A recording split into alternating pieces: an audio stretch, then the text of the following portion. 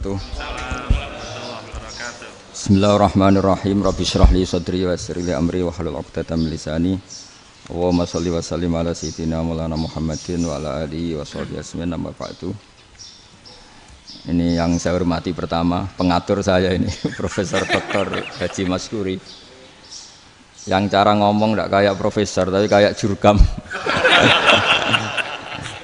Jadi kalau ciri utama akademisi itu kalau ngomong itu teduh, datar, runtut, sehingga memaksa orang lain itu menerima karena runtutan logika yang terbangun. Ya, kalau ini ndak, pokoknya kasar gitu, pokoknya orang itu. Ini agak lazim, agak dalam dunia ilmu.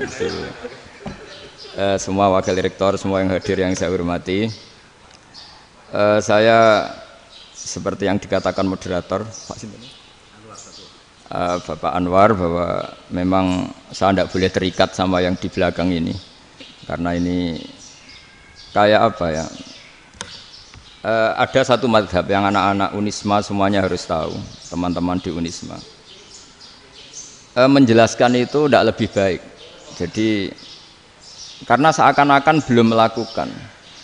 Indonesia itu dulu kedatangan Islam itu tidak pernah dipertentangkan antara Islam dan negara, sehingga diskusi itu sudah salah karena para wali itu tidak pernah mempertentangkan Islam dan keindonesiaan atau kebinekaan. Satu, bahwa para wali itu misinya dakwah, di mana-mana dakwah itu pasti ketemu yang berbeda, mulai beda agama, beda pilihan madhab, beda tradisi, beda kultur. Jadi itu tidak perlu dipertentangkan, tapi malah itu jadi lahan dakwah. Sehingga kita-kita ini kalau diminta diskusi hubungan negara dan agama malah bingung. Memangnya kenapa? Itu seperti dulu zaman P4, saya punya kawan di Jogja, teman saya nulis tafsir Profesor Zaini, itu pernah zaman Pak Erto disuruh sosialisasi P4 di Papua. Apa hubungan Pancasila dan UUD 45? Itu orang Papua jawab, hubungannya baik-baik saja, Pak. Jadi yang unik itu ketika disuruh baca Pancasila, satu Pancasila, dua ketuhanan yang Maha Esa. Akhirnya 6 kan? Kenapa Pancasila jadi 6?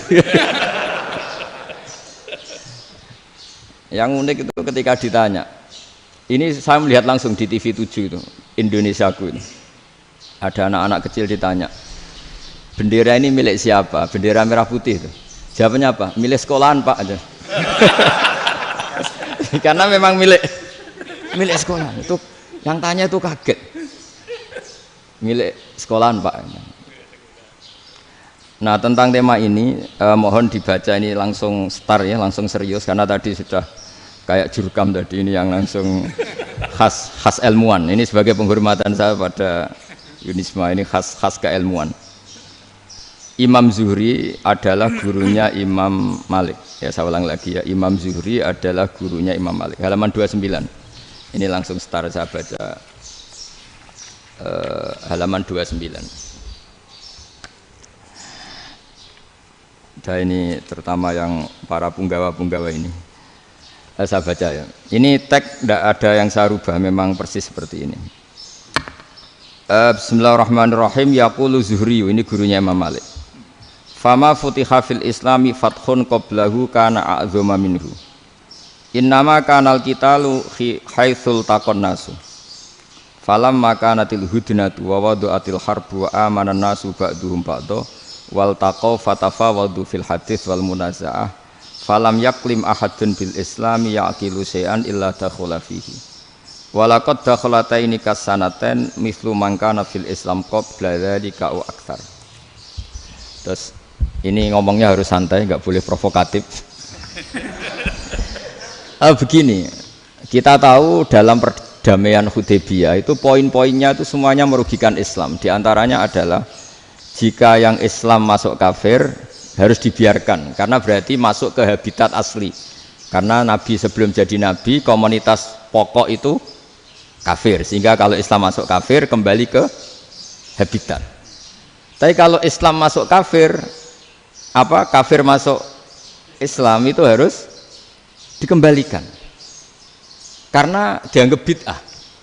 Maka kalau kamu dituduh bid'ah itu tenang saja dulu, Nabi itu ya dituduh ji'ta bidinin muhdas, kamu datang dengan agama yang baru. Cuma agak diteruskan wa kullu muhdatsatin bid'ah wa kullu bid'atin dalalah. Jadi orang-orang kafir dulu kalau ngomentari Nabi ya jita bidinin muhdas, kamu datang dengan agama yang apa? Baru. Nabi nurut. Semua perjanjian yang merugikan Islam itu Nabi nurut. Tapi Nabi hanya minta satu hal, jangan ada perang 10 tahun. Dan orang boleh seminar, boleh diskusi tentang Islam. Ya ini dengerin betul ini. Jadi saya tidak akan provokatif, ini pakai logika. Nanti bisa dipakai disertasi doktor. Tapi saya minta orang boleh diskusi, boleh seminar tentang Islam. Akhirnya saat itu juga ada orang yang masuk Islam. Di depan tulisan itu belum kering istilahnya. Datang ke situ namanya Abu Jandal bin Suhail bin Amr. Itu datang ke Nabi, ya Rasulullah saya ini mau masuk Islam. Kata orang-orang kafir, ini pertama Muhammad, kamu komitmen enggak sama perjanjian? Kalau kamu komitmen harus kamu kembalikan. Nabi bilang, ya Abu Jandal kamu kembali ke mereka, ke habitat mereka, yaitu menjadi kafir, di komunitas kafir maksudnya. Akhirnya nangis. Umar, Sayyidina Umar itu mendekati Abu Jandal, kemudian memberi isyarat supaya ngambil pedangnya. Jadi isyaratnya wong ini baca ora wis.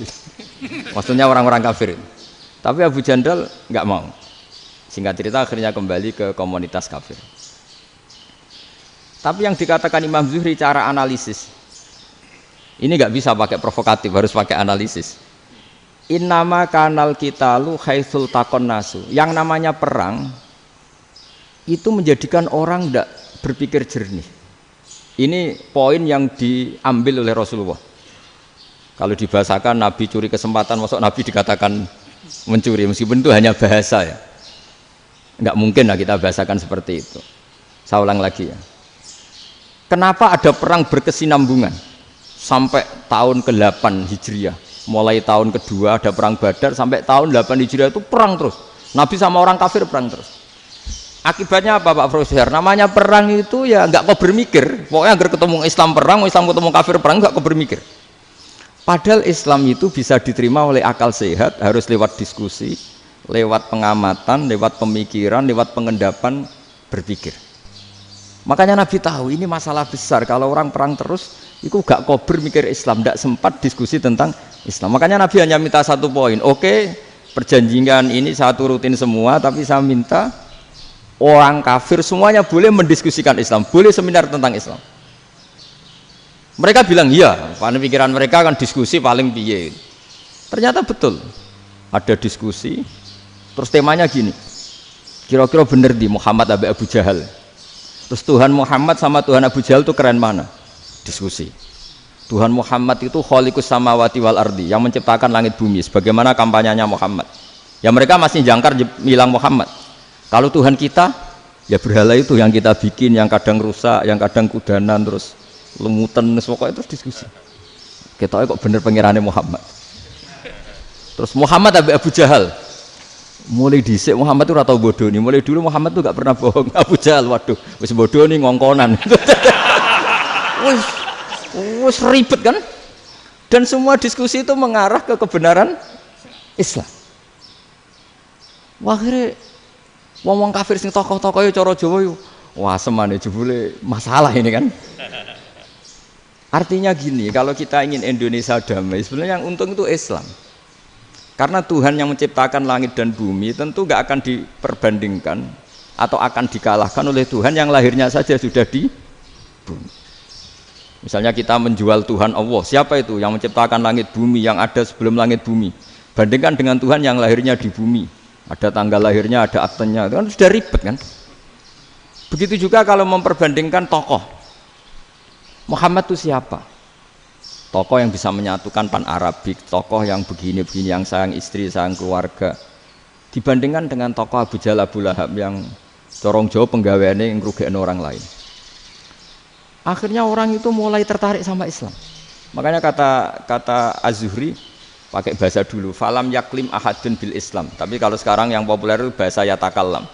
Sebetulnya yang benar itu bahasa kalima yaklimu kalaman, karena masdarnya itu kalam, berarti sulasi nopo mujarrad. Tapi di fiilnya itu mujarradnya enggak kelaku. Jadi di fiilnya takallama ya takallamu, tapi untuk masdarnya yang kelaku kalaman. Jadi ini agak unik, agak enggak lazim. Sebenarnya kan takallama ya takallamu takalluman, tapi di masdarnya kalam populer, tapi di fiilnya tidak populer.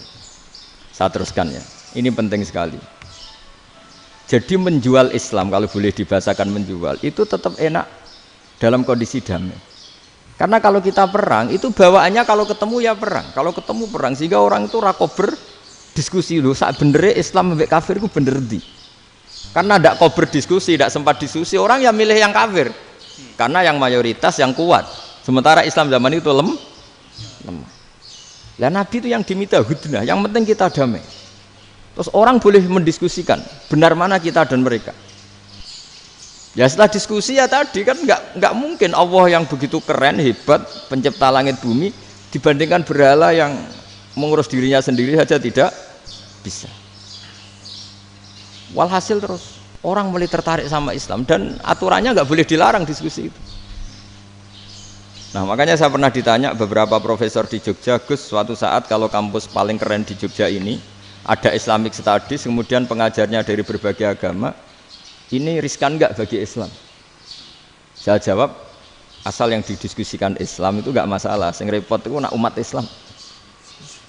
Karena kalau umat Islam yang jadi percontohan, banyak raja yang dolim, banyak pemimpin muslim yang dolim, terus identik dengan Islam itu jadi dolim kan ribet.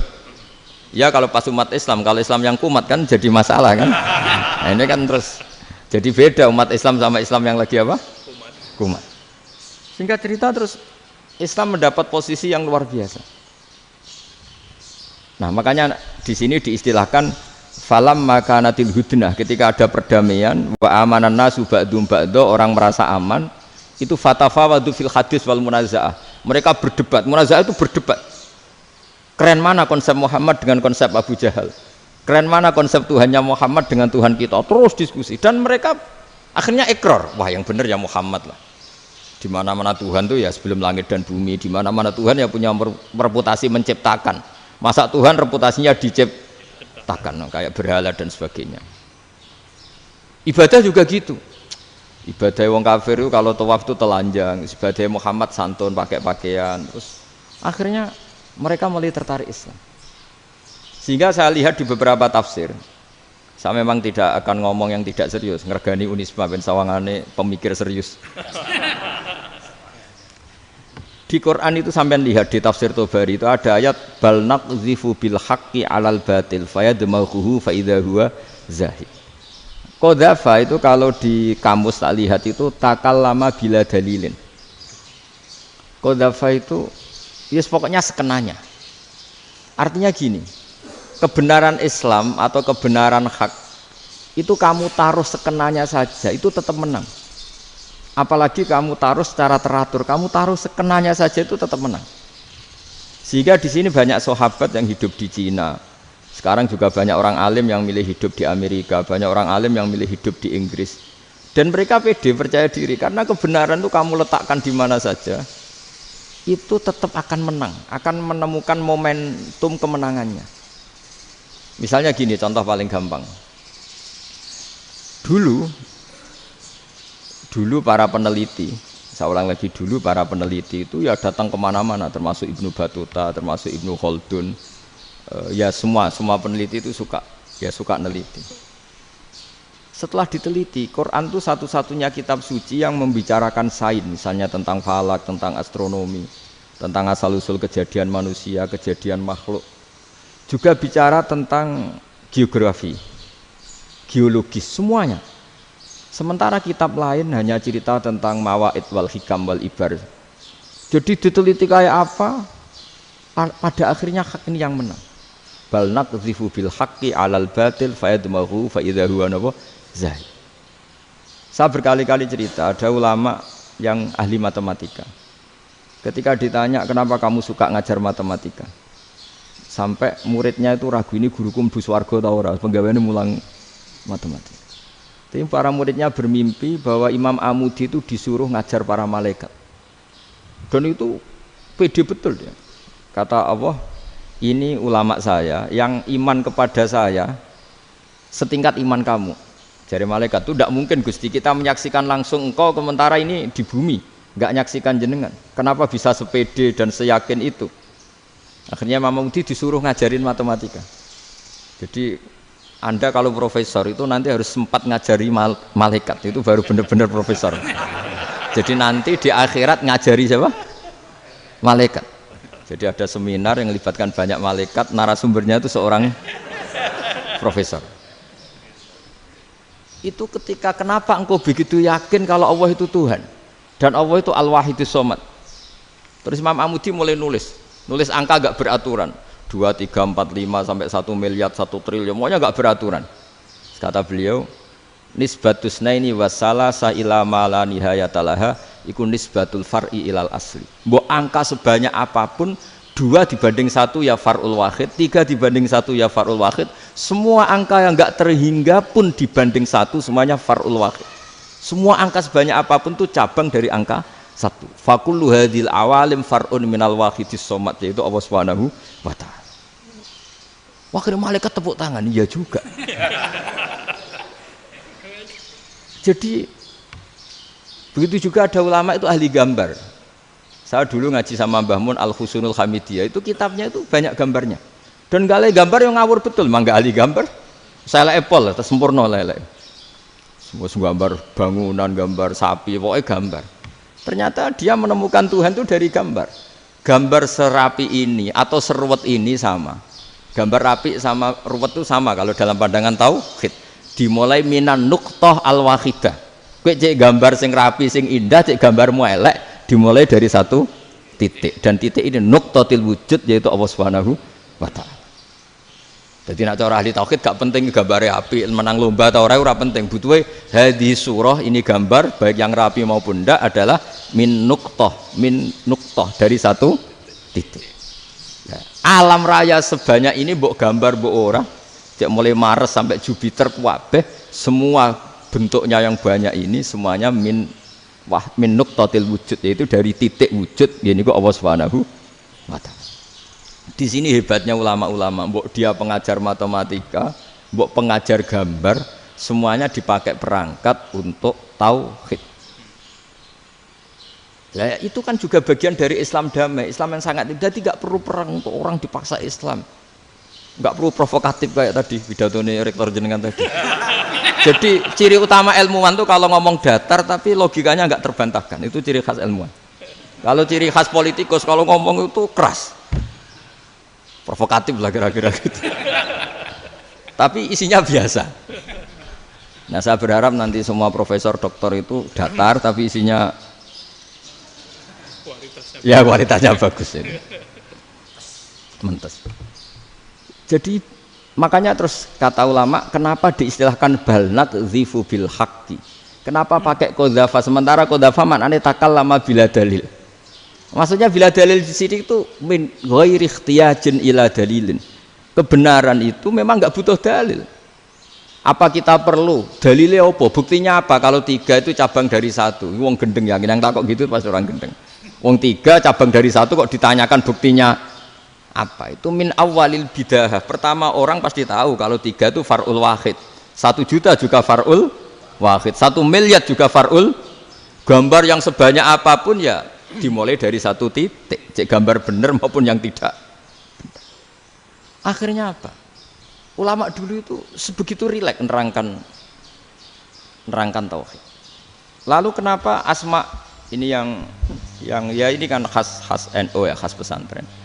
Sebenarnya saya keberatan pakai istilah khas NU, pakai khas pesantren karena NU itu anaknya pesantren, jangan dibalik pesantren anaknya NU karena sebelum ada NU itu ada pesantren. Tapi kayaknya Unisma lebih suka pakai bahasa NU dan saya ya agak orderan yang terpaksa disuruh ngomong. Ini agak apa ya, agak kacau sebetulnya ini agak kacau. Jadi NU itu sama pesantren itu tua pesantren. Jadi NU dilahirkan pesantren, bukan dibalik pesantren dilahirkan NU. Sehingga barokahnya didirikan pesantren ini kadang nyuwun sewu sekali Mbah Hasyim itu kadang ide besar beliau itu ora dituruti wong NU. Jadi Mbah Hasyim cara kula kok dadi Mbah Hasyim ya mangkel. Mbah Hasyim itu ngarangno kentong. Nggih ngaramno beduk, tapi wong NU nganggo kentong. Beduk. Dan uniknya Mbah Hasyim enggak tersinggung. Karena ciri khas pesantren itu membolehkan perbedaan apa? Pendapat. Itu masyhur khilafnya Mbah Hasyim sama Mbah Fakih Mas Kumambang itu sampai dikitabkan. Saling ngeritik, saling macam-macam lah. Jadi cara berpikir Mbah Hasyim ketika Nabi rembukan, ini gimana ya cara menentukan waktu sholat ya? Ya pakai kentong ya Rasulullah, dzakalin nasara itu untuk orang Nasrani. Ya pakai buk itu trompet, dzakalil Yahud itu untuk orang Yahudi. Terus, ada yang lagi pakai api ya Rasulullah, dzakalil Majusi itu orang Majusi. Setelah itu ada orang datang lari-lari cerita mimpi azan tadi. Ya itu terus dipakai sarana pemanggilan sholat ya azan itu. Sehingga Mbah Hasyim menolak kentong. Karena mantas sababi qaumin fahuwa minhu. Beliau keras sekali sampai bilang haram. Beliau judulnya ya haram. Al-Jasus Antakhrimin Nakus. Setelah naskah itu sampai ke Mbah Fakih Mas Kumambang di Gresik situ, di daerah Dukun situ. Dulu nggak ada WA ya, jadi sampainya ya lama. Makanya saya sampai sekarang nggak punya WA karena ya saya ulama kan, kalau WA-an terus ya jadi ulama. Nggak jadi ulama main WA-an terus itu. Lah itu termasuk rektor nggak kau bermikir itu mesti kebanyakan WA. Karena kan otaknya didikte oleh sesuatu yang masuk. Sesuatu yang dilihat itu kan pasti mendikte kita. Beda kalau yang nggak WA-an kan mikir apa kita yang menentukan. Kalau WA-an kan kita ditentukan. Mau mikir anaknya butuh apa gara-gara WA informasi Jakarta mikir Jakarta. Padahal secara kewajiban ngapain kamu orang Malang mikir Jakarta. Gara-gara WA mikir Jakarta belum selesai ada berita di Sulawesi, mikir Sulawesi. Habis itu mikir NTT. Makanya semua orang sekarang merasa tokoh nasional gara-gara informasi yang masuk itu nasional. Jadi Mas Yo RT yang mikir gimana Gus Indonesia kok. Padahal RT loh. Sampai lupa kalau dia itu RT. Jadi semua orang sekarang merasa tokoh nasional. Dan itu gara-gara apa coba? Akhirnya semua orang juga punya ide tentang nasional. Harusnya negara itu gini-gini. Jebule wonge sing duwe ikon itu sapa? RT. Ribet kan? Saya teruskan. Setelah naskah itu sampai ke Kiai Fakih Mas Kumambang. Beliau itu marah besar. Ini harus dilawan dan saya bukan karena benci Mbah Hasyim. Beliau teman saya ketika ngaji Kiai Mahfud di Mekah. Jadi Mbah Fakih dan Kiai Hasyim itu teman ketika ngaji di Mekah. Terus cara ngelawan tuh lucu. Lucu. Gak ilmiah tapi gak ilmiah wong alim tetap ilmiah. Di mana-mana serupa itu tidak sama. Ya kalau mungkin zaman Nabi di Madinah itu zaman itu kentong itu identik dengan milik Nasrani. Di Indonesia beda. Pos kampling ya kentong. Kebakaran ya kentong. Wae sarapan orang di LP ya pakai kentong. Jadi tidak ada jaminan kalau kentongan itu identik dengan Nasrani. Lalu haramnya di mana? Yang di mana-mana tasabuh itu identik. Ini tidak identik. Mulai masalah kan? Mulai masalah. Jadi beliau gaya judul Hazruus. Hazruus itu kepala bergeleng-geleng. Sekarangan kok ngene. Jadi sekarangan kok provokatif gitu. Nah. Dan itu Mbah Hasyim ya hormat Mbah Fakih hormat Mbah Hasyim. Saya sendiri secara pribadi itu lebih suka pendapat Mbah Hasyim sebetulnya. Karena bagi saya sholat itu sakral, ya sudahlah kalau sakral ya dipanggil dengan sesuatu yang sakral yaitu kalimat thayyibah azan. Tapi saya tidak akan bilang kalau kentongan itu haram. Karena kalau haram alasannya mirip orang Nasrani. Sementara pos kampling ya pakai kentong, ada banjir ya kentong, ada kebakaran ya kentong. Jadi tidak identik untuk misa atau untuk sholat ala Nasrani. Tapi itu dulu ya rileks saja, dua beliau itu ya saling menghormati padahal saling kritik.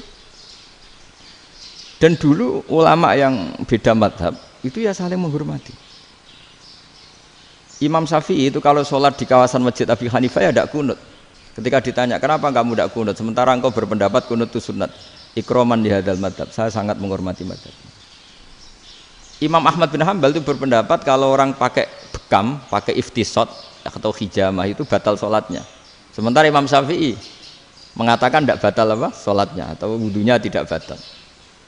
Tapi Imam Ahmad itu ditanya, apa kamu makmum Syafi'i? Bagaimana mungkin saya tidak makmum sama wali kutub seperti Imam Syafi'i? Padahal menurut keyakinan Imam Ahmad ini sholatnya batal, ini habis ikhtijam udah wudu. Tapi tetap saja beliau karena perbedaan pendapat di furu' itu lazim. Ya orang boleh berdebat lah. Ketika Unisma datangkan saya, itu saking senengnya kiai, apa saking sombongnya sampai ngatur kiai, kan nggak pernah bisa diperdebatkan. Itu kan orang boleh debat kan? Itu saking angkuhnya apa saking senengnya kan nggak jelas kan? Kan dan orang boleh setuju pendapat saya, yaitu ngatur kiai itu haram. Setuju juga Pak Rektor, ekspresi mahabbah itu ya macam-macam. Dulu sahabat ya gitu, sahabat itu ada yang nggak kenal wajahnya Nabi sama sekali sampai akhir hayatnya. Ketika ditanya, lo kamu itu sahabat kok nggak tahu wajahnya Nabi? Saya tidak pernah berani memandang Nabi karena ijlalan Nabi, terlalu menghormati saya sehingga tidak berani memandang wajahnya. Ada sahabat yang penggawaannya dulu wajah Nabi sampai bisa nyifati alfiu faminunil hajib, sampai bisa nyifati detail karena dulu wajah Nabi itu ibadah. Ada seorang wali ditanya, kalau kamu di surga ingin nggak melihat Allah? Enggak. Loh, tapi semua orang ingin melihat Allah. Unazzihu dzalikal jamal an-nadhari misli. Ben gak elek-elek Allah tak delok terima aku. Wong ra jelas. Berarti kok delok pangeran. Banyak. Jadi justru tapi karena saking takzimnya. Enggak lah, mosok sak aku kok. Makanya saya berkali-kali cerita. Menurut kesepakatan ulama, soft awal itu paling baik. Tapi banyak juga wali yang kalau sholat itu di belakang. Koyok paling bener yang kok ngarep gitu. Lu bayangkan misalnya kamu semangat di soft awal nih masjid haram, jebule sholatnya salah. Itu dari malaikat gayane kok ngarep, jebule ra roh. Itu kan di sini-sini wong. Jebule bodoh gitu. Gayane kok ngarep jebule. Coba orang kalau sowan Mbah Mun yang berani di depan itu kan ya ketuanya atau jubirnya kan. Yang merasa ndak pati pinter-pinter kan mesti di pojokan. Artinya sudut pandang seperti itu ya sah saja, apa? Sah saja. Makanya banyak sahabat yang jarang sowan Nabi, alasannya takut ganggu Nabi. Banyak yang sering sowan Nabi, alasannya seneng Nabi. Yang sowan ya seneng Nabi, yang enggak sowan alasannya seneng. Lu Nabi itu tokoh, punya keluarga, punya anak. Kalau saya sering sowan berarti sering ganggu. Yang sering sowan dia alasan ini khazanah kita harus istifadah. Jadi zaman dulu dia biasa dua sahabat, yang satu milih mahabbah itu milih sering sowan, yang satu juga mahabbah milih tidak sering. Karena pertanyaannya bisa dibalik kan, sering sowan apa sering ganggu coba. Nabi Abedar, assalamualaikum. Nabi nimang cucunya, assalamualaikum. Ayo bener yang sowan apa bener yang enggak kalau seperti itu. Akhirnya terus diatur sedemikian rupa oleh Quran. Walau annahum sabaru hatta takhruja ilaihim lakana khairal lahum. Jadi sahabat kalau mau sowan Nabi ya nunggu di Sufah. Kalau Nabi keluar berarti milik publik, sekali masuk ke dalam tidak ada sahabat yang berani sowan. Itu la tadkhulu buyutan Nabi illa ayyudzana lakum. Kalau soal sampai masuk dalam harus nunggu dipanggil. Karena sekali Nabi masuk dalam itu milik privat keluarga, milik istrinya, milik cucunya, milik keluarganya. Jadi Nabi sekali keluar ke ruang itu berarti milik publik. Itu terus jalan tengah. Karena kalau langsung masuk, bayangkan saya itu sering menyaksikan. Mbah Mun habis ngaji 2,5 jam ngaji Jalalain. Baru masuk, assalamualaikum. Padahal yai mungkin mau ke kamar mandi, mau ini itu. Jadi dulu itu Quran sangat modern. Sebelum ada dokter ngatur tamu, rektor ngatur tamu itu Islam sudah modern. Dia kan nggak fair kan? Misalnya saya ke Unisma harus janjian pakai ini. Terus kalau misalnya kesini selonang-selonang kan lucu kan, mentang-mentang kiai terus juga sowan-sowanan selonang-selonang. Padahal kalau kita mau ke mereka pakai protokol. Sering tidak fair dunia ini, tapi karena aku kiai ra oleh gelo ya sudah. Akhirnya saya memutuskan gak gampang kemana-mana karena itu. Saya sering didatangi ajudannya menteri, Gus mau ada tamu dari Jakarta tanggal ini, mesti saya bilang, mereka milih tanggal yang mereka kosong. Kok tidak mikir apa saya pas itu kosong? Tak jawab enggak lah, sebelum diatur bahasanya dan tawaduknya. Gitu.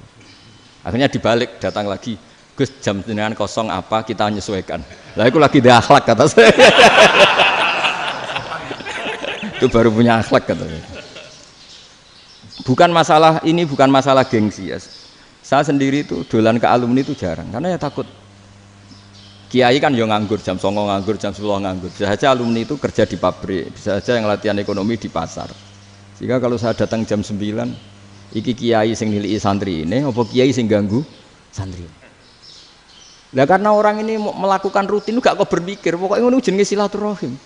Mau nyerah kok berpikir, padahal kalau diangen-angen ini kiai yang nilai santri ini, apa kiai yang ganggu santri ini karena datang di jam kerja. Nah, bayangkan kalau kebenaran dulu itu dikawal oleh satu peradaban perang. Jadi Nabi sesuai diangen-angen Pak Nabi. Perang Badar menang Nabi, perang Uhud menang wong kafir, perang ini gonta-ganti. Apapun itu yang penting satu kesimpulannya, cara Rasulullah kesimpulannya satu. Orang tidak kober mikir kebenaran secara mengendapkan pikiran dengan pikiran jernih. Maka hebatnya Nabi ketika perjanjian, pokoknya saya minta nggak ada perang. Dan orang boleh mendiskusikan Islam. Itu luar biasa idenya Nabi. Karena bawaan perang itu orang kan nggak kok bermikir. Ibarat seorang misalnya senang satu perempuan, ketemu rivalnya langsung perang kan nggak mikir. Tapi kalau kau bermikir, diangen-angen cawe wedok iku ora seneng aku. Untungnya apa untuk wong ayu ora seneng, malah mau loro hati. Terus sudahlah, buruan dialihkan kemana kan gitu. Itu nak mau amen WA nan tukaran lewat SMS atau tarung langsung ora kau bermikir. Tapi kalau kau bermikir, akhirnya berpikir nih. Perempuan tadi sebenarnya yang disenangi siapa? Oke, ternyata senang Pak Erik. Sudah kita ngalah. Karena tidak ada nikmatnya kan menikahi perempuan yang sama sekali tidak mencintai kita.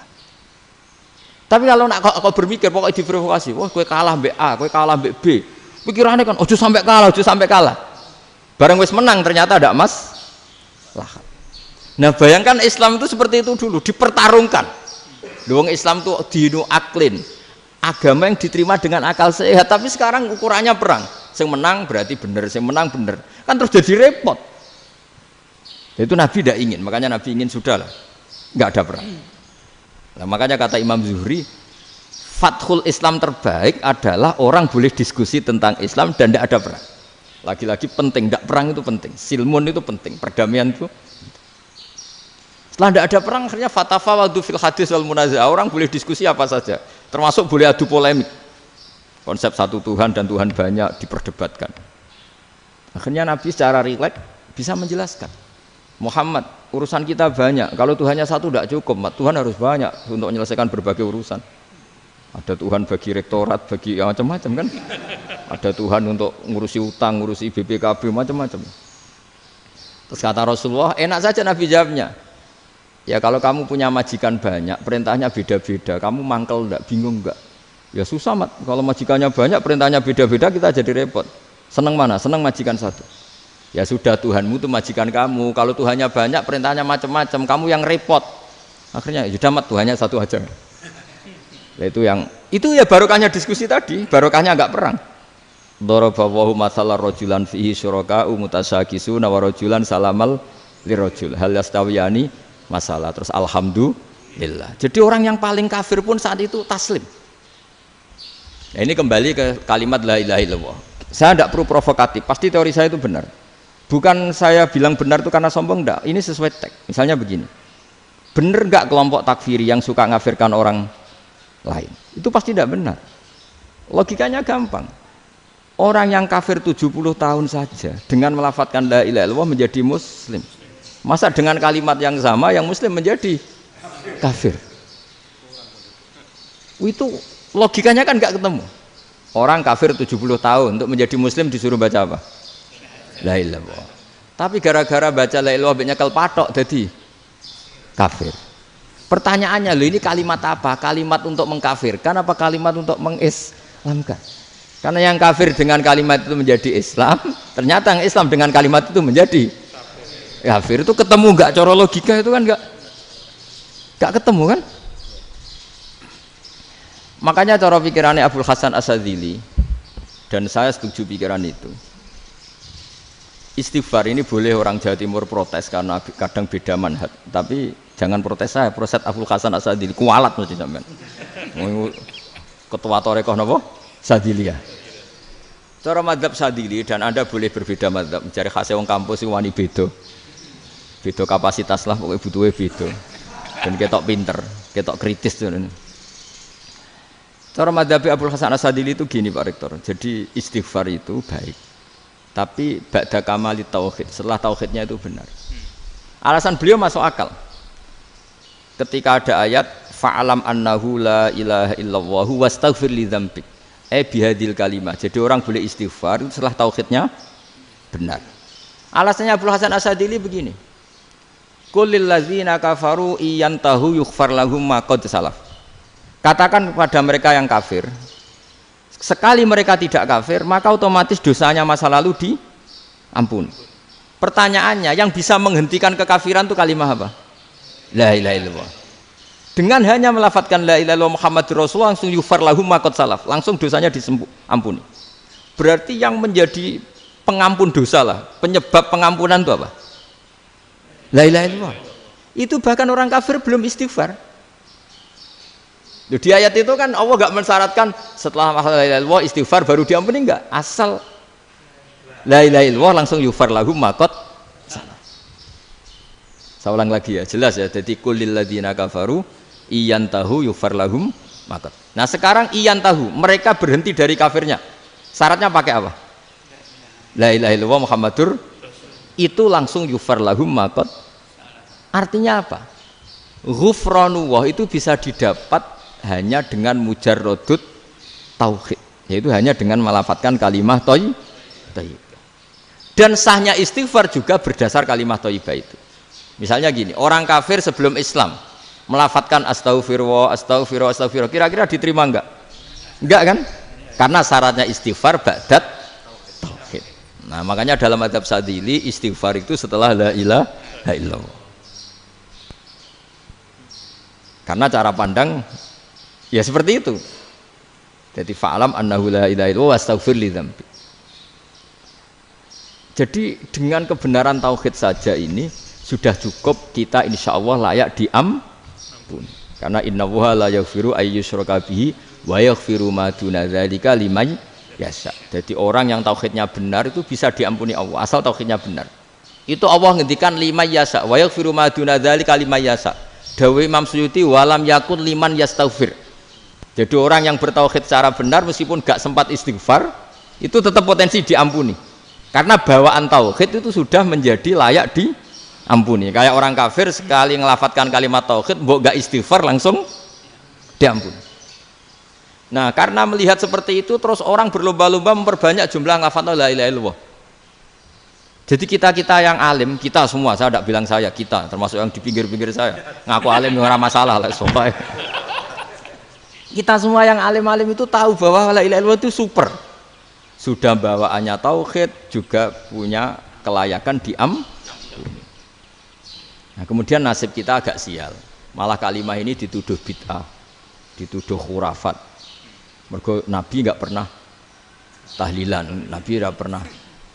Nabi gak pernah tahlilan, kalau diartikan Nabi ora tau maca la ilaha illallah, aneh gak kalimah ini. Nah, ini provokatif ini. Jadi ini sudahlah keanehan-keanehan ini kita terima karena ciri utama wali, ciri utama ulama itu wa'udhu fisabili, harus pernah disakiti. Jadi kalau Unisma sakit karo dituduh apa? Dituduh bid'ah itu berarti belum calon ulama. Anjar ulama itu wa'udhu fisabili, harus disakiti. Jadi kalau kamu disalahpahami itu ya harus santai. Provokatif tadi. Iya, termasuk provokatif tadi. Termasuk diatur tadi itu. Jadi kalau cara berpikir kan, karena mereka itu memang kalau kita turutin itu memenya itu terlalu, kadang menghujat kita itu. Enak ya jadi GNU, ada orang mati datang, kiainya dapat makan, dapat rokok, terus pulang gitu. Jadi apa, terus kita kayak tersangka terus. Kita kan kayak tersangka terus, tertuduh terus itu. Terus yang orang NU ya memenya juga nggak kalah ekstrimnya. Boleh ya ajaran orang nggak boleh ngasih kiai gitu. Berarti boleh dong ajaran kikir. Jadi memang kadang apa ya, cangkem elek lah bahasa kasarnya itu. Itu memang kadang lebih mengenakan. Kalau kita datang ke acara mayat kan dapat makan, dapat minum. Kalau yang sohibul bed rokok ya dapat rokok. Kalau kiainya dapat wajib, kadang 20.000, kadang 50.000. Terus memenya itu kok setega itu ya ada orang meninggal kok malah kita makan-makan. Seakan-akan kan kultur ini biadab kan gitu. Tapi yang orang NU kebalikan bales. Oh ternyata nggak boleh ya mayit disodakoi. Ternyata nggak boleh ya orang dermawan. Berarti Islam membolehkan medit ya gitu. Model ini kan. Tak angen-angen itu luwih mandi timbang takbir ya kan. Karena ini kan memicu emosi kan. Memicu apa? Emosi. Nah, tapi saya kalau disuruh bela mana itu tidak ada yang saya bela. Ya seorang sudah lah kalau mau nganggur saja sudah itu. Ya tapi itu memang apa ya? Itu khazanah Islam. Ada yang kritik, ada yang enggak. Ya itu memang khazanah. Ya biasa aja kalau saya biasa. Karena dulu ulama itu sudut pandangnya itu ya seperti itu. Ada yang ulama suka ibadah itu sholat, ada yang milih apa tidur. Sampai Imam Ghazali bilang suatu saat ibadah terbaik di zaman akhir itu tidur kan. Sholat saja kalah sama tidur kan. Tapi itu loh ya, yang wajib tetap loh, terus kamu gak sholat wajib. Begini beliau mencontohkan itu. Ada orang sholat tahajud terus obsesinya itu ingin hajatnya terkabulkan.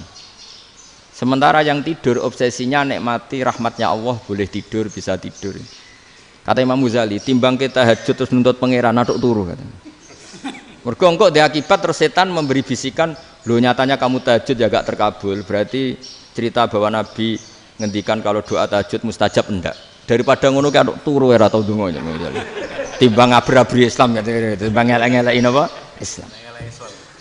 Jadi ulama itu mulai dulu itu sudah berpikir. Banyak orang menjadikan tahajud salat malam itu media untuk hajatnya. Dan kalau enggak kesampaian ini mutung.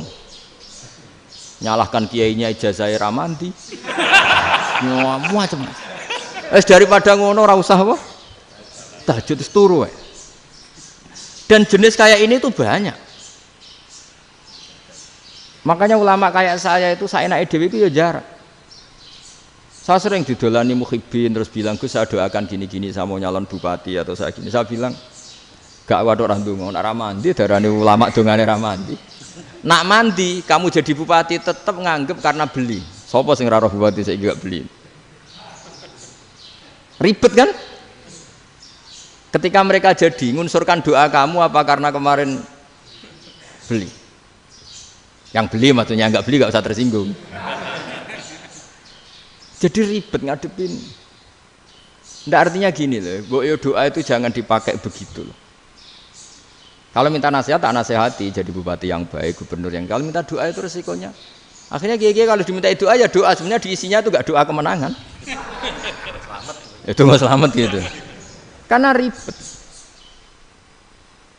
Makanya Islam itu doa itu setelah iman. Aturan iman benar baru doa. Aturan iman benar termasuk Allah itu yaf'alu ma yasha, boleh melakukan yang dikehendaki. Allah nggak boleh terdikte oleh doa kita, nggak boleh. Ya saya ulang lagi ya, mazhab Hasan Asyadzili ini khas kita. Jadi la ilaha illallah itu didahulukan sebelum istighfar. Tapi kebalikannya mazhab Imam Sanusi itu dibalik. La ilaha illallah itu kalimat yang sakral. Karena yang sakral dibutuhkan muqaddimah, yaitu yang melafadzkan harus yang sudah bersih, yang sudah steril baru melafadzkan la ilaha illallah. Maka dalam mazhab Sanusiyah istighfar dulu baru la ilaha illallah.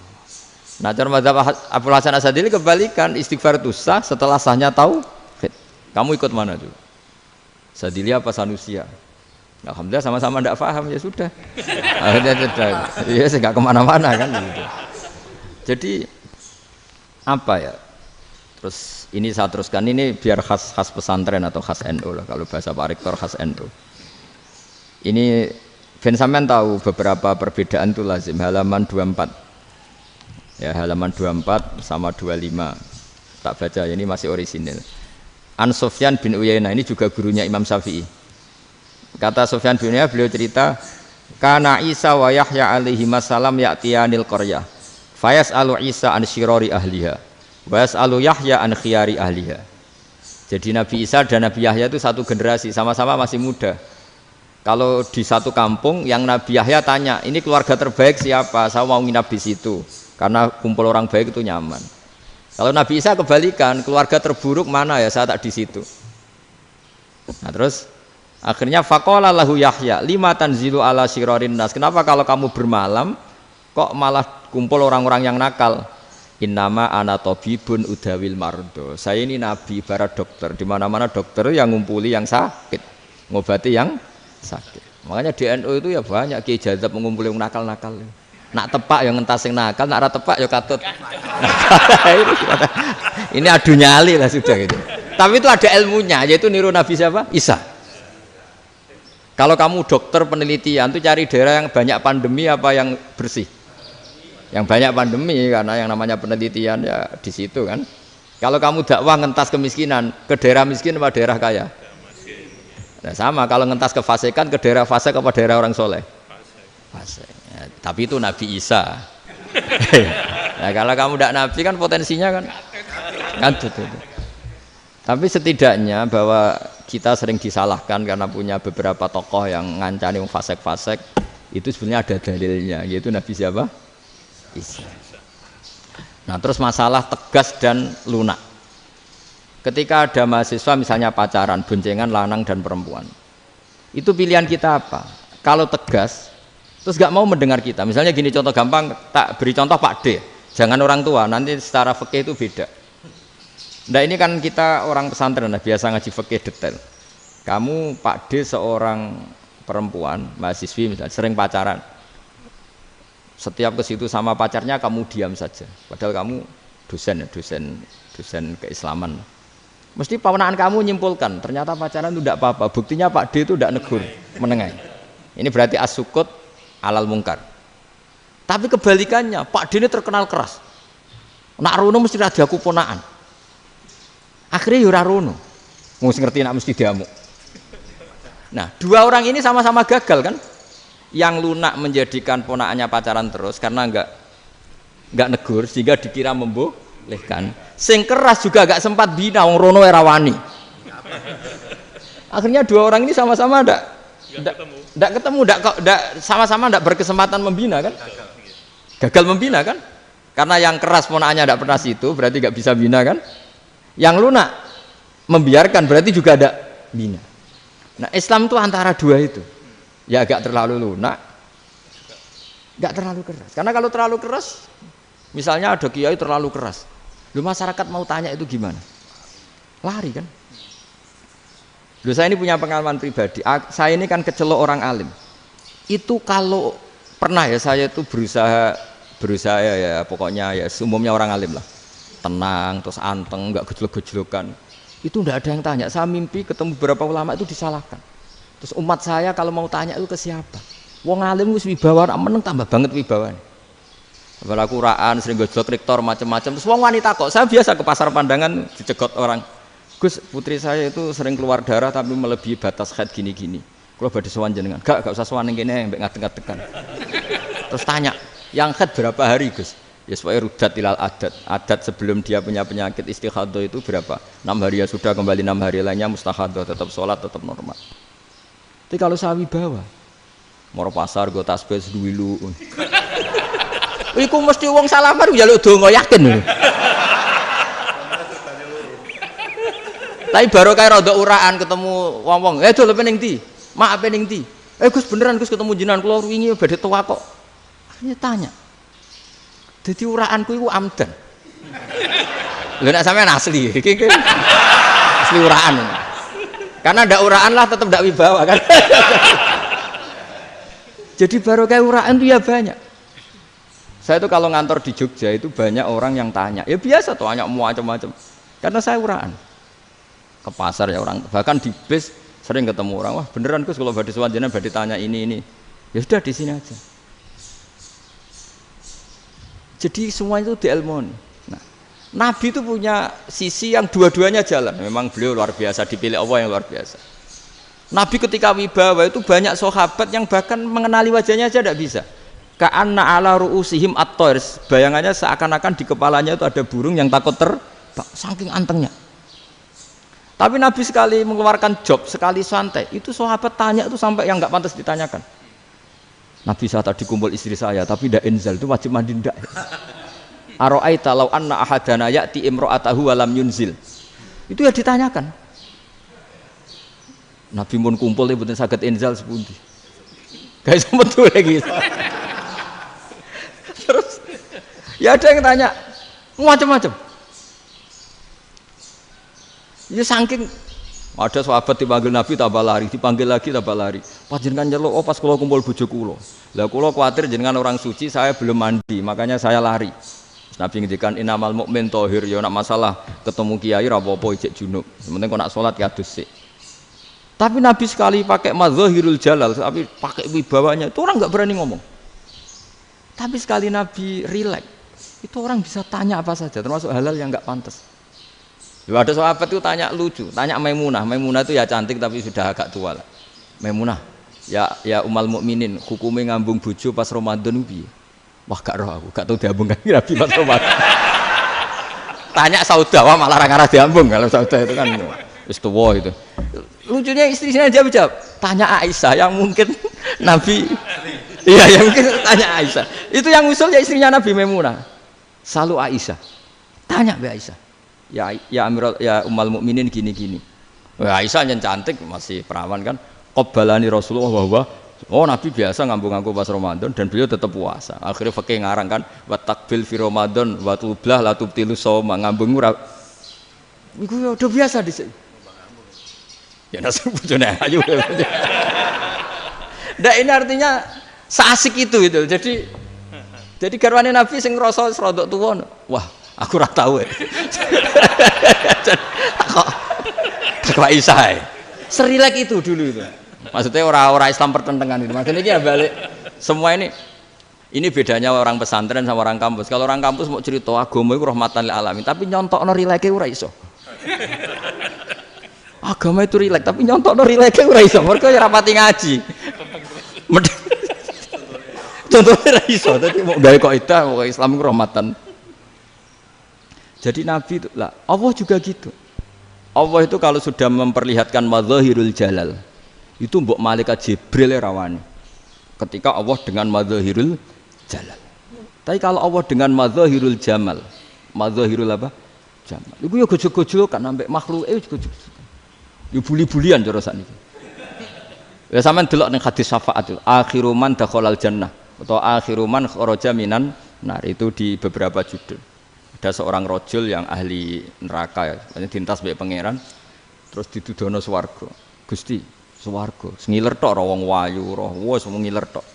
Ngerjaluk Gusti mosok roh tok ora oleh mlebu. Jarimu asal mlebu metu kon neraka ora jaluk-jaluk meneh.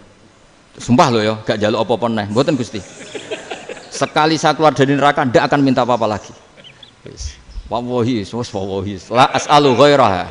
Maksudnya ghaira khoslah, ghaira tilkal khoslah. Ya niku selain keluar dari neraka saya ndak akan minta lagi. Didono swarga wong do kelon seru wibet kan. Sing bojone elek kan dendam dadi ning swarga iku. Swarga wis macam-macam. Gusti mosok roh tok ora oleh mlebu. Jarine janji ra njaluk meneh. Akhire ya wis didelokno neraka. Jadi pangeran jawabe gampang didelokno neraka. Roh neraka begitu menyakitkan, begitu ngeri. Sudah Gusti saya tidak minta surga, sementing nggak masuk neraka. Rabbana srif anna adzaba jahannam.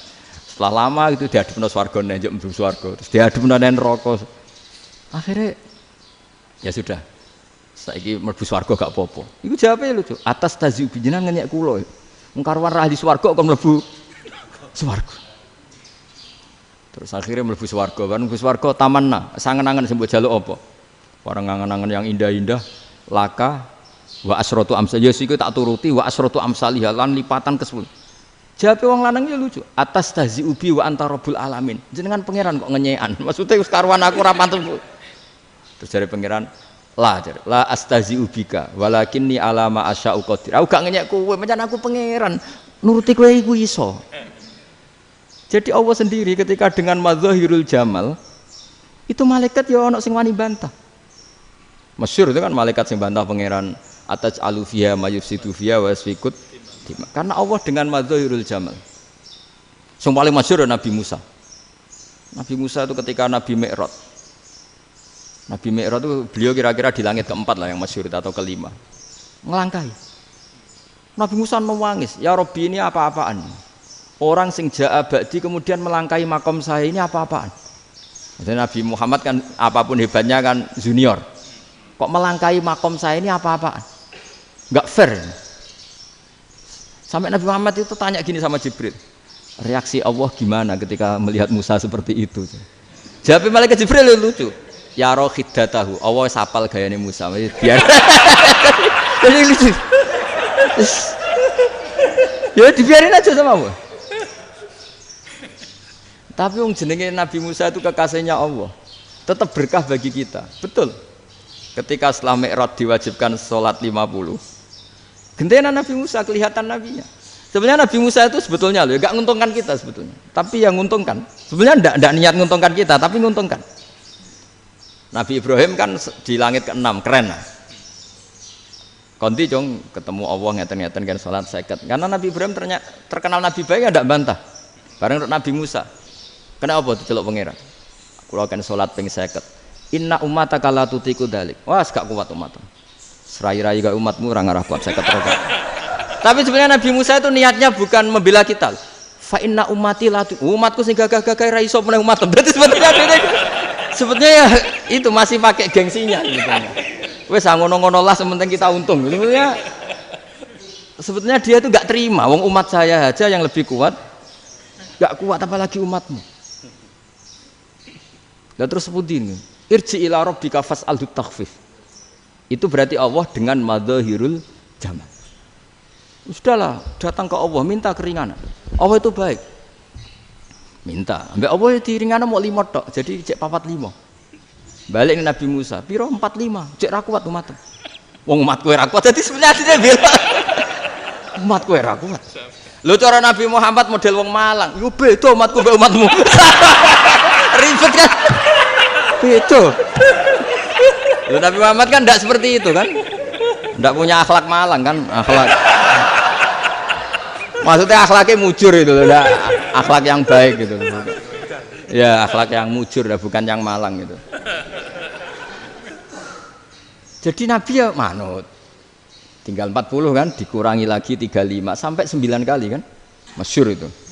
Ya kan kalau dikurangi 55 kan berarti turun naik kan 9 kali. Lalu itu setelah 5 itu Nabi Musa aja usul, masih ragu. Itu cara Nabi munggah nentek. Ya. Ini entek ya. Terus iya doa tuntas betul. Sebebas. Terus munggah ado-ado laupun. Ngapain itu?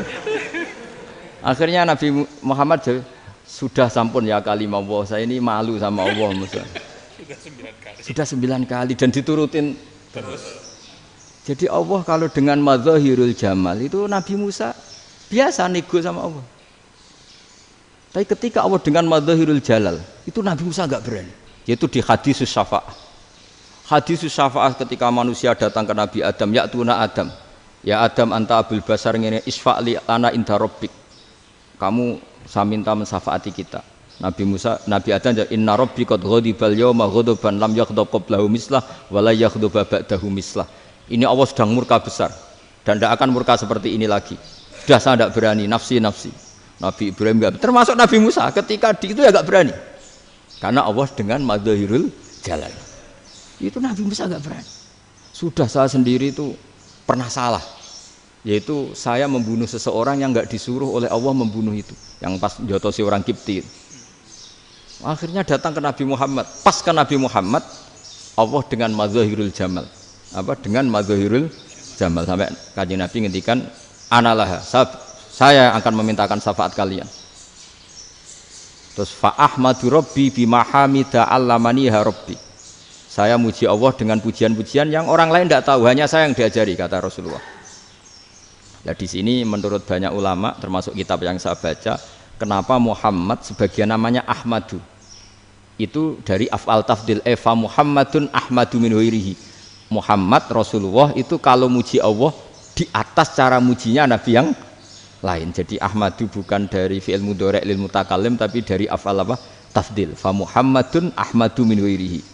Bahwa Kanjeng Nabi Muhammad sallallahu alaihi wasallam itu cara mujinya Allah di atas pujian para nabi. Makanya di sini Sayyid Ali Zainal Abidin kalau muji hamdal hamidin wa fauqa hamdil hamidin. Jadi pujian saya ini di atas rata-rata cara mereka apa? Memuji. Yaitu sirinya apa? Nabi itu tahu bahwa akhirat itu tidak bisa batasi Allah. Kamu tidak bisa nyemprit Allah. Allah, ini akhirat loh. Amal sudah tidak manfaat. Ingat itu. Tidak bisa seperti itu. Allah itu nggak bisa tunduk sama konstitusi yang bernama akhirat. Artinya Allah meskipun di akhirat tetap duwe hak yaf'alu ma yasa atau yaf'alu ma yurid. Nggak bisa kamu terus wah ini akhirat amal ra iso dikirim wong mati, amal ra iso dikirim. Yang pangeran kok mbok atur. Kalau kita yang mengirimkan tidak bisa, tapi kalau Allah tetap bisa. Makanya ada kiai mengatakan kodok qadar ora iso dirubah, itu kamu. Makanya ada seorang kiai ditanya, kodok qadar ora iso dirubah sekali dicatat selesai. Jari kiai tadi, tapi nak Allah iso. Dalile apa ya yang huwa ma yasha wa yusbit. Nak Allah ya iso, sing ra iso kan kita. Nah, Nabi itu tahu betul meskipun akhirat itu Allah masih bisa dinego saking baiknya. Akhirnya Nabi sujud, masyhur itu terus, ya Muhammad irfa' ra'sak wasal tu ta wasatu safa. Semat sirahmu angkat, kowe apa tak turuti. Terus semenjak itu Nabi minta apa? Syafa. Artinya apa? Ketika Nabi lain berpikir bahwa akhirat ini membatasi amal karena sudah Nabi tahu betul kalau Allah tetap Allah. Yang enggak terbatas kekuasaannya, enggak terbatas rahmatnya juga saat di akhir. Makanya disebut fa Muhammadun Ahmadu min ghairihi. Makanya wa mubasyiran bi rasuli ya'ti mim ba'dismuhu Ahmad. Jadi makanya terus banyak GNU sing wis macam-macam lah. Sing ana sing potongane wedi terus hati-hati. Niku berarti makome Madzhirul Jalal. Ana sing amen guyon nek makome Madzhirul Jamal. Ana sing ra jelas ngene iki, sing ra jelas. Nak guyu buanter kok nak nangis yo buanter. Jebule urusan utang lah ini sudah yang udah. Jadi makanya yang rileks saja. Sebenarnya agama ini santai, rileks karena agama ini harus bifarohin wasururin. Enggak boleh agama ini dibawa dengan kekerasan, dengan antisosial. Karena agama ini harus kul bi fadlillah bi rahmati fa bidzalika falyafrahu, harus senang, harus rileks. Makanya saya jadi kiai itu senang takutnya gini. Sekali saya tidak senang jadi presiden buruk. Ternyata jadi wong alim ra enak, itu contohnya. Sampean merengut terus uripe susah, nanti orang tidak berani jadi orang alim. Makanya saya buktikan bahwa saya lebih bahagia dibanding rektor. Nanti orang ingin jadi rektor semua, nggak ingin jadi orang alim. Saya pernah ketemu sekian rektor di Jogja tanya, Gus, kenapa jenengan bela-belain pesantren sampai segitu? Kan keren kampus NU, sekarang ada Unisma, ada NU Jogja, ada NU Jepara gini. Tak bilangin gini, sampai rektornya itu istighfar. Saya bilangin gini, ini sekaligus tak kasih tahu ini rektor Unisma ini. Tak bilangin gini, andai kan tidak ada kiai kayak saya itu Islam bisa tutup. Kok bisa Gus? Misalnya ada perempuan haid faqal adat, itu kalau untuk tahu hukumnya haid daftar dulu ke Unisma, daftar dulu kan, setelah daftar nunggu pelajaran haid, baru tahu haid setelah 3 tahun dari masalahnya gitu. Tapi baru kayak kiai ketemu saya di jalan, Gus anak kula nu haid ngeten-ngeten mboten normal, hukumnya piye? Oh hukumnya ngene dibalekno ning adat, ora usah registrasi, ora usah daftar. Jadi ya harus ada istighfarnya lah. Unisma juga harus istighfar, semuanya harus istighfar. Karena ada sisi yang nggak mewakili kebutuhan Islam. Tapi saya sebagai kiai juga istighfar. Karena fakta hukum mengatakan yang boleh jadi KUA yang jabat, yang boleh kemenak yang punya gelar. Dan ini yang mengawal Islam secara undang-undang karena mereka yang bikin. Nah, karena kiai tidak punya gelar tidak bisa jabat di situ. Saya juga istighfar. Jadi tidak sampai entok yang istighfar. Karena yang kebutuhan ini terwakili yang punya gelar. Tapi yang punya gelar juga harus istighfar tadi. Mosok kepen roh hukum haid ngenteni kuliah se. Ngentek itu aja nanti nunggu guru yang pas mata pelajaran itu. Terus kapan dekne salate wong jawabannya belum ketemu. Tapi baru kayak saya kan ketemu di jalan tanya. Gus saya sering ketemu. Gus saya ini bapak angkat. Mau nikahkan putri saya, itu gimana itu kalau cerita wali sebenarnya anak saya sok, kalau nggak cerita nggak sah karena saya bapak angkat. Itu banyak. Hanya tak akali ya sudah wali yang sebenarnya taukil pada hakim tanpa diketahui, tapi hakikatnya itu taukil hakim. Itu kan tidak gampang. Nah, tapi kalau tanyanya di kampus registrasi dulu, daftar dulu, baru tahun berapa ada pelajaran itu? Semester 5 baru tanya. Iya kan? Semester 5 ya? Iya. Oh, itu kan. Jadi jangan kira terus sistem Unisma itu yang terbaik di dunia, enggak juga kan? Enggak juga. Dan sistem-sistem yang lain maksudnya ada. Tapi sistem kiai lho, Mbah Mun juga sering pesen saya, kowe kudu seneng pegawai negeri. Piye-piye sing jaga agama pegawai negeri. Kemarin pas acara 7 harinya Gus Roba saya matur itu di depan para kiai. Setelah saya jadi kiai ya itu nyata. Islam di Papua, di NTT yang bawa siapa? Dokter negeri, ya kan? KUA negeri. Barokahnya mereka negeri dijamin negara kan? Barokahnya Muslim berkebutuhan Islam. Akhirnya bikin musola di situ, bikin masjid. Bahkan di Korea Utara itu ada masjid bawaan duta besar. Karena banyak duta besar Muslim berkebutuhan masjid. Yang bisa gini itu yang negeri apa yang swasta? Negeri lah. Di sini kiai tidak mewakili semua kebutuhan apa? Islam. Tapi kampus juga enggak, kampus Islam sekalipun tidak memenuhi semua kebutuhan Islam tadi. Masa orang tanya kan nunggu semester berapa tadi? Semester 5 masih daftar dulu. Nunggu pelajaran itu. Payahnya pas ketemu dosennya, wong saya tidak pernah kan ribet kan? Pas dosennya cowok gitu. Jadi sudahlah, makanya ini, iya makanya ini kan bentuk kearifan lah. Jenengan ngakui fungsi kiai kayak saya itu bentuk kearifan. Saya juga ngakui jenengan ini butuh kearifan. Saya sering didolani KUA itu rata-rata ya didikan kiai. Kompilasi hukum Islam itu banyak ya, janda cantik. Contohnya harus cantik, kalau jelek nggak mungkin terjadi kan. Ada janda cantik kebetulan suka kawin tapi takut zina. Saya ulang lagi, suka kawin tapi takut. Itu seringnya gitu Pak Rektor. Jadi dia kawin bosen bilang ke KUA, Pak saya sekarang mau nikah sama ini. Loh, tapi kamu mau punya suami. Ya tapi kan nggak tercatat Pak. Itu KUA-nya rata-rata itu nggak berani. Meskipun nggak tercatat karena secara fikih meskipun nggak tercatat tetap dia seorang perempuan yang bersuami. Maka nggak boleh nikah sama orang lain. Jadi coba kalau nyuwun sewu KUA hanya ngikuti hukum formal, yang penting di catatannya nggak punya suami, ya dinikahkan saja kan. Tapi mereka enggak, karena didikan kiai enggak berani. Artinya gini, kalau hanya pro hukum catatan sipil, maka ini dinikahkan bisa karena enggak tercatat. Tapi secara hukum santri enggak bisa dong menikahkan perempuan sing dadi zaujin yang punya suami. Jadi ini barokahnya kerjasama yang baik. Jadi di masyarakat itu tertanam didikan kiai, enggak boleh nikahkan perempuan yang bersuami. Tapi di KUA ngikuti hukum formal. Dan di Indonesia itu KUA itu rata-rata konsultasinya ya sama kiai, sehingga ya nggak berani akhirnya meskipun aku wedi mlebu rokok mbak gak iso. Dan itu banyak. Saya ulang lagi ya, makanya ini kan pesantren itu nggak boleh mati. Orang kiai-kiai kayak saya nggak jelas-jelas itu harus lebih jelas lagi. Karena ini yang on time, yang online, yang siapa saja bisa tanya. Saya itu SMS saya itu nggak punya HP WA. HP jadul itu SMS-nya tiap hari tak berapa, orang yang tanya dari Kalimantan, dari Aceh. Gus di kampung saya ada masjid 2 itu yang Samana, ada yang dari orang perkotaan, Gus di perumahan baru ada masjid, yang Jumatan baru orang 12, sah enggak? Ya langsung saya jawab, sah. Dalilnya ini. Ya sudah, nah, tapi kata Imam Syafi'i gini harus orang 40, itu madzhab Syafi'i, dalam madzhab yang lain gini-gini. Itu kalau tanya rektor itu kan ribet. Masuk ajudan dulu, asisten dulu, panjang.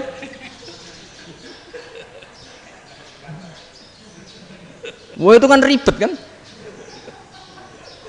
Manggil dosen, dekan VAI dipanggil, dekan VAI nggak mau langsung jawab, cari dosen yang nekuni itu. Usul fikih, saya nekuni itu baru seminar, nunggu dulu mbak, ini orangnya baru. Panjang kan? Bisa tutup Islam kalau kesuwen. Coba kalau tanya kiai kan enggak ketemu di jalan. Dulu Mbah Zubair kata Mbah Mun, saya termasuk santri yang diapresiasi Mbah Mun. Dhisik Mbah Zubair yang ngono, anak nong takok pesuan gak oleh. Gak takok ning kene. Jangan biasa ditanya orang ngadeg-adegan. Ya alhamdulillah ilmunya cukup, kalau gak cukup ya kok sik. Jadi sebetulnya orang sopan itu ya agak ada yang ditutupi sebetulnya. Mboten prayogi teng dalan nginjang mawon matur. Ya sebetulnya ya sebenarnya memang ilmunya agak cukup gitu. Tapi itu sebenarnya secara fikih itu haram, menunda itu haram. Yo haram tuh, coba bayangkan ya, kalau tanyanya sekarang, Gus saya ini sudah keluar darah 1 bulan penuh, padahal normalnya hanya 6 hari. Saya nanti sholat enggak? Kalau ninjang mawon dugi kula, berarti kan hari ini belum ada keputusan. Sholat apa enggak kan? Tapi karena modus tadi, boten prayogi nggih ngendikan ngoten teng dalan ninjang tengen kula. Itu kemungkinannya 2, sopan atau goblok itu saja. Kayaknya kalau sopan enggak lah. Kayaknya enggak lah kata. Karena secara fikih itu jelas haram. Bagaimana mungkin sesuatu yang harus dipraktekkan nanti duhur dijawab besok, berarti duhur, asar sampai subuh belum ada jawaban, berarti nggak ada sholat kan? Makanya dibutuhkan orang-orang alim yang kultural seperti ini, dan NU menghormati kultural. Tapi Mbah Mun juga sangat menghormati Islam formal karena tadi produk-produk formal itu bisa dilembagakan oleh negara dan itu kita ikut untung. Makanya Mbah Mun kalau punya tamu KUA, punya tamu polisi sampai pejabat itu. Kenapa saya contohkan KUA? Supaya jangan kira seperti pendapat orang-orang hasud, wah ya mesti aja disolani presiden seneng, menteri seneng. Enggak juga. Sebenarnya semua kiai itu mulai KUA sampai polisi, polsek, polres itu seneng semua. Karena sama-sama diajak mengawal bangsa ini, diajak mengayomi semua masyarakat. Tapi kadang-kadang masyarakat ngeritiknya, jenenge kiai disolani menteri ya seneng presiden. Padahal yang sowan kiai itu ya mulai KUA, Kapolsek, kepala desa, RT, Mudin.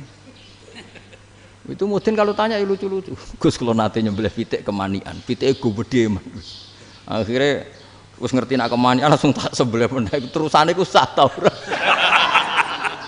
Ribet. Ya tak jawab, lah pitike pas iku jek urip ta ora? Terus urip Gus, wis sah cara mazhab Malik kerja urip. Karena itu ada perdebatan antara mazhab Malik dan mazhab Syafi'i. Nah cara Imam Syafi'i itu agak ketat. Hewan yang punya kehidupan sudah mutharibah, misalnya ayam jago, contohnya harus jago, karena kalau ayam kecil diikhlaskan haram. Jadi yang cilik wae kan gitu.